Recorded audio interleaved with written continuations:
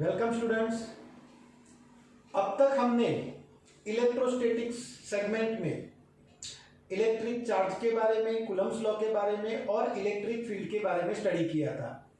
Electric field में हमने finally discuss किया था इलेक्ट्रिक डाइपोल के बारे में। इलेक्ट्रिक डाइपोल क्या होती है? तो two equal and opposite charges when placed at some finite distance they form electric dipole. Electric dipole के लिए हमने रिप्रेजेंटेशन किया था with positive charge and negative charge and distance between them is suppose 2a. Now electric dipole moment charge suppose we consider plus q and minus q. So in this case electric dipole moment p vector is equal to q into 2a vector. तो electric dipole हमने discuss की थी। Electric dipole vector quantity होती है। Direction of electric dipole is always taken from negative charge to positive charge.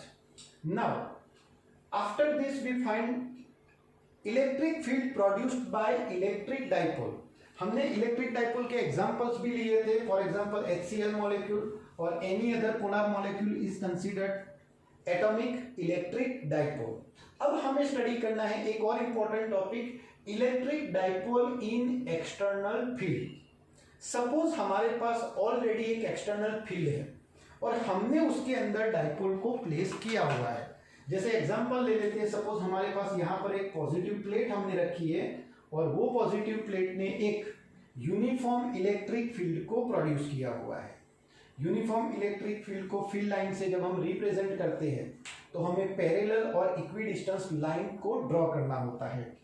Suppose electric field हमने positive x axis की direction में consider किया हुआ है और हमारे पास एक डाइपोल है जिसका पॉजिटिव चार्ज और नेगेटिव चार्ज इस टाइप से हमने प्लेस किए हुए हैं।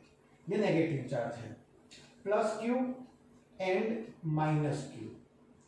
ये दोनों चार्जेस के बीच के जो डिस्टेंस बनेगा वो डिस्टेंस को हम कंसीडर कर लेते हैं 2a जितना। अब हमें ये फाइंड करना है कि इस टाइप के एक्सटर्नल फील्ड में किसी और ने जो फील्ड को जनरेट किया है उसमें अगर ये डाइपोल को प्लेस करते हैं तो डाइपोल में कौन सी टाइप का मोशन होता है। जैसे यहाँ पर HCl का मॉलिक्यूल हमने रखा हुआ है तो ये मॉलिक्यूल किस टाइप का मूवमेंट करेगा वो हमें फाइंड करना है। तो सबसे पहले हम स्टार्ट करेंगे इसके ऊपर फोर्स कितने लगते हैं वो कैलकुलेट करने से। So first will discuss force. Now, first we'll find out for the positive charge. Electric field, uniform electric field we consider capital E. Now, force acting on positive charge due to uniform electric field is in the direction of electric field. And this force F1 is equal to Q into capital E. तो पहला force हमें जो मिला वो F1 is equal to Q into E मिला, which is in the direction of electric field. Now, what about negative charge? Negative charge पर always opposite to the electric field force लगता है, क्योंकि अगर ये इलेक्ट्रिक फील्ड कोई positive charge ने create किया है तो वो पॉजिटिव चार्ज यहाँ पर होगा। तो ये पॉजिटिव चार्ज इसको अट्रैक्ट करेगा, मतलब इस पर ये डायरेक्शन में फोर्स लगेगा। F2 will be equal to Q into E but in opposite direction.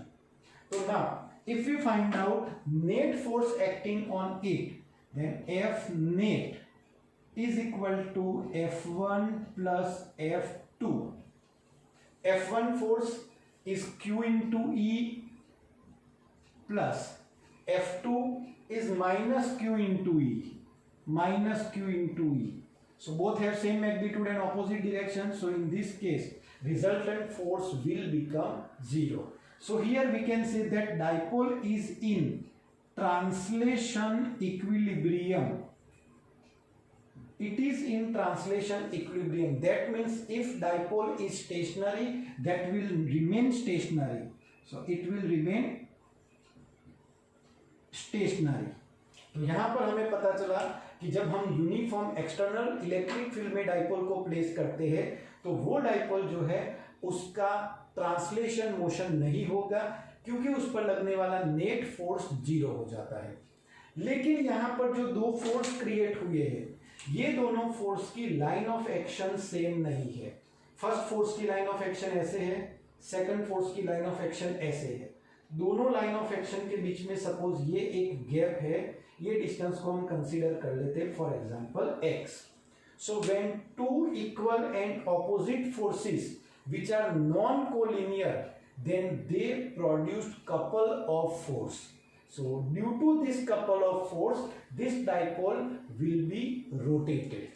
इसका मतलब कि यहाँ पर भले ही फोर्स नहीं लगता है, ये सिस्टम के ऊपर टॉर्क लगेगा और उसकी इफेक्ट में डाइपोल के अंदर रोटेशन क्रिएट होगा.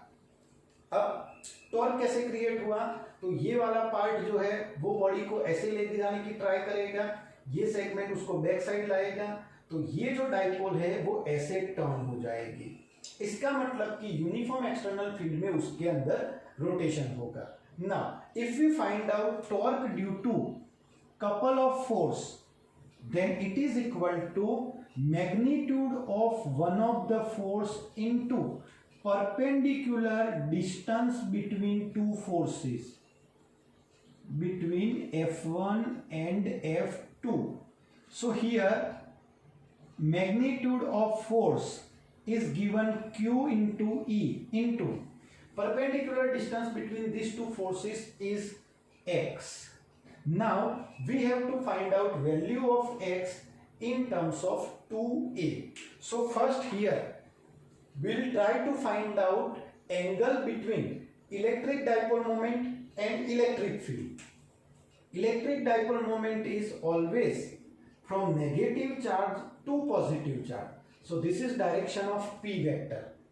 Electric field is in this direction. So if we consider this angle as theta, then this angle will also become theta.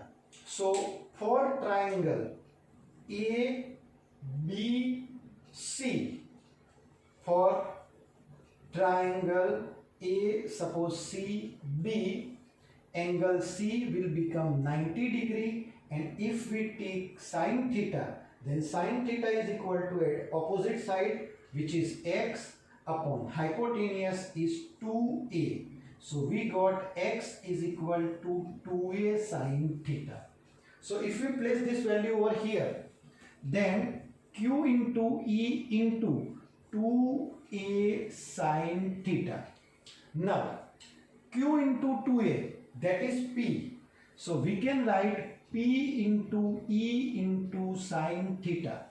What is reason? So P is equal to Q into 2a.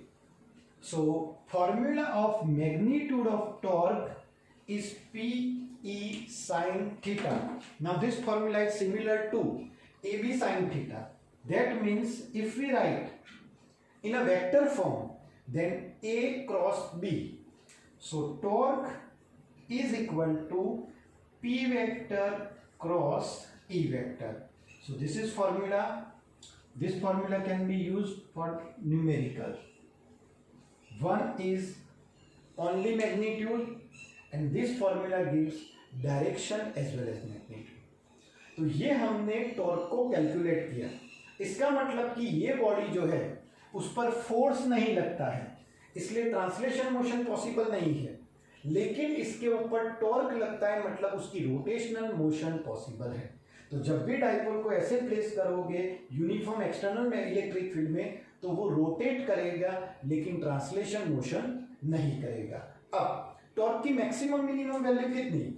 तो if theta is equal to 90 degree, in that case torque will become maximum which is equal to P into E. तो अगर हम electric field से perpendicular dipole को रखते हैं तो torque सबसे ज्यादा लगेगा. अगर हम थीटा की वैल्यू 0 डिग्री या 180 डिग्री कंसीडर करते हैं तो टॉर्क की वैल्यू मिनिमम हो जाएगी जो 0 बनेगी, क्योंकि साइन 0 हो जाएगा. तो अगर हम डाइपोल को ऐसे रखें, ये पॉजिटिव चार्ज कंसीडर कर लेते हैं, तो डाइपोल को इस टाइप से प्लेस करो या इस टाइप से प्लेस करो, तो उस पर्टिकुलर कंडीशन पर इस पर टॉर्क नहीं लगता है.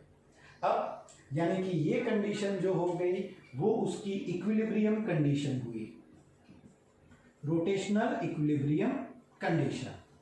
इस केस में पोटेंशियल एनर्जी, वर्क, ये सब भी हम कैलकुलेट कर सकते हैं. लेकिन वो पोटेंशियल एनर्जी सेगमेंट जो है वो हम पोटेंशियल वाले टॉपिक में डिस्कस करेंगे।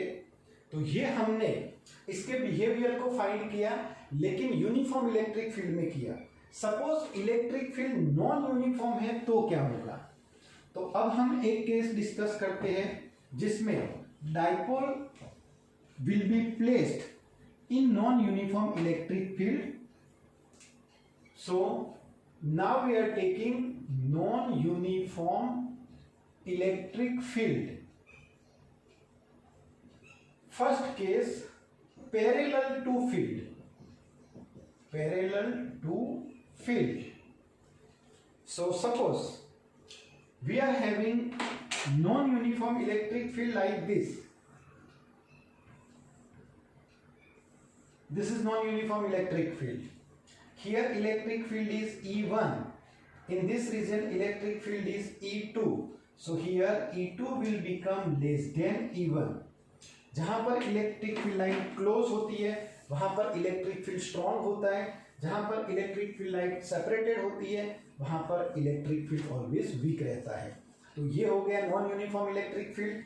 अब हम नॉन यूनिफॉर्म इलेक्ट्रिक फील्ड में फिर से डाइपोल को प्लेस कर देते हैं। यहां पर नेगेटिव चार्ज, पॉजिटिव चार्ज, दोनों के बीच का डिस्टेंस हो गया 2a। Direction of dipole moment is this one, p vector, negative to positive charge. तो इलेक्ट्रिक फील्ड डायरेक्शन और डाइपोल मोमेंट डायरेक्शन हमने सेम कंसीडर की है। अब ऐसी सिचुएशन में positive charge along the field जाएगा, उस पर ये डायरेक्शन में फोर्स लगेगा F1 is equal to Q into E1। Negative charge opposite to the field जाएगा, फोर्स लगेगा F2 is equal to Q into E2 with minus sign.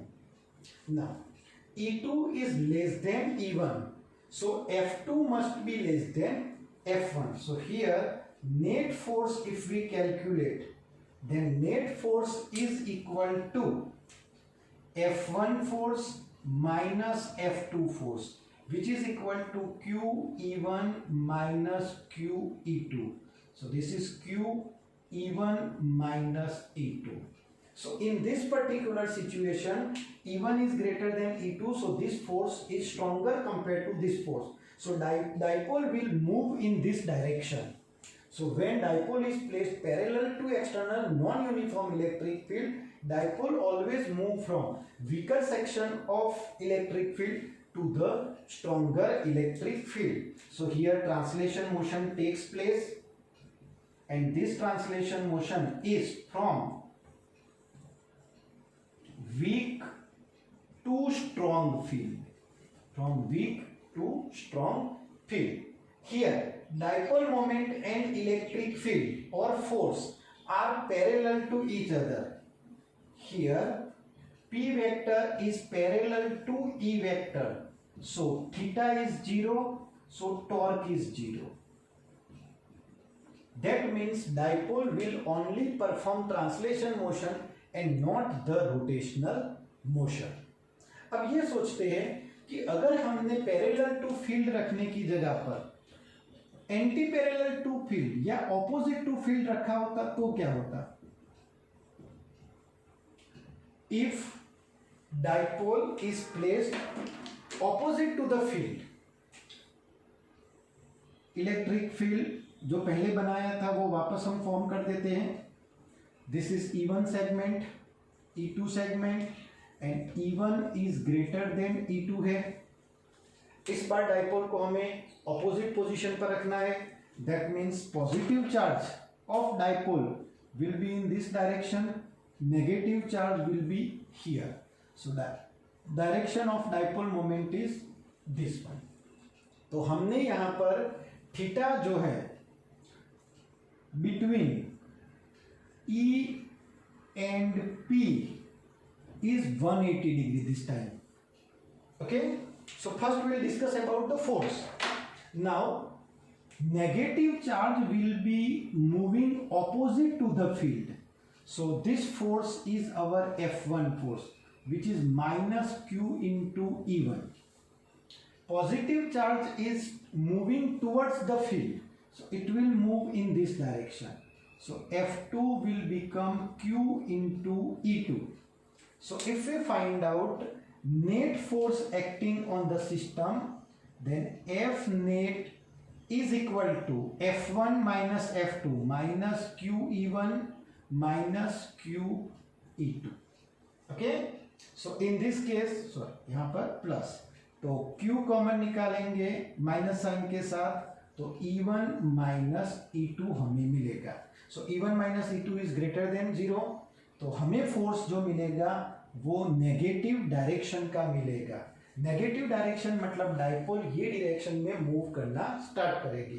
तो जब ऑपोजिट डायरेक्शन में हम अरेंज करते हैं तो ट्रांसलेशन मोशन अगेन होगा, but in this case dipole will move from stronger field to weaker region. It will move from stronger region to weaker region. One type से एक टाइप से repulsion जैसी कंडीशन बनी. तो फील्ड से जहां पर स्ट्रॉन्ग फील्ड है वहां से वीक फील्ड की साइड पर जाएगा.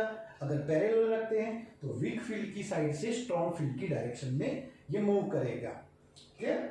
इस केस में भी थीटा की वैल्यू 180 डिग्री है, तो ऐसी सिचुएशन में अगर हम टॉर्क फाइंड करें PE sin 180 डिग्री करके, so we will get answer 0. That means this dipole will perform only translation motion and not the rotational motion in both the cases. Okay, now we'll take one more general case where electric field and dipole are not parallel to each other and electric field is non-uniform. Whenever electric field is non-uniform, force F net is not equal to 0. And when force is not equal to 0, dipole will perform translation motion.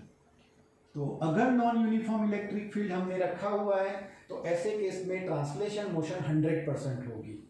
इसके साथ if theta is not equal to 0 degree or theta is not equal to 180 degree, that means dipole is not parallel or anti-parallel to electric field.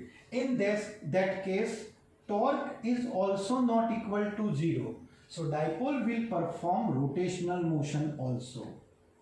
Rotational motion also. इसका मतलब हुआ कि इस type की condition में dipole दोनों type के motion करती है, ट्रांसलेशन मोशन भी होगा और रोटेशनल मोशन भी होगा. जैसे हम एक प्रैक्टिकल एग्जांपल ले लेते हैं. हमने देखा हुआ है कि जब हम कॉम्ब को ड्राई हेयर के साथ ब्रश करते हैं और फिर उसको पेपर के नजदीक लाते हैं तो पेपर के जो स्मॉल पीसीस है वो तुरंत ही उसके साथ अट्रैक्ट हो जाते हैं. वाई?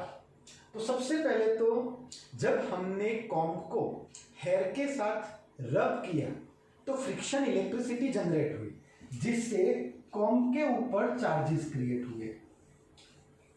सपोज ये हम कॉम्ब कंसीडर करते हैं तो कॉम्ब के ऊपर यहाँ पर चार्जेस क्रिएट हो गए. फॉर एग्जांपल अभी के लिए हम मान लेते हैं कि इसमें पॉजिटिव चार्जेस स्टोर हो गए. अब पेपर को हमने किसी के साथ रब किया नहीं है तो पेपर न्यूट्रल है.